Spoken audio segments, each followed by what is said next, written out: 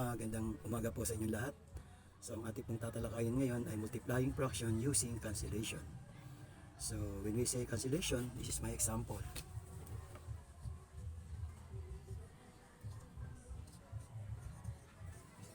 Okay. Look at the given. 1/3 times 3/6. This is the sample of fraction.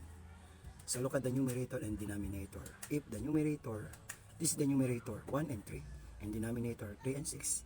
Kapag po mayroong kaparehas na number or fraction doon sa numerator, so i-remove natin. So doon po natin gagamitin ang cancellation. Okay. So we cancel yung 3 po doon sa fraction. So ano yung natirang numbers? So ang natirang number is 1, 6. Okay. So 1, 6 is the final answer between 1/3 times 3/6. Another example using cancellation.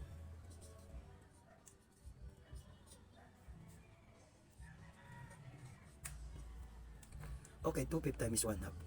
So, using cancellation, we cancel both two numbers. So, yung pong natira is 1/5. So, the answer is 1/5. So, yun po yung paggamit po ng cancellation using multiplying fraction. Okay, so magbibigay po ako ng isang given para sagutan ninyo. Please try to answer po. Ito po yung given.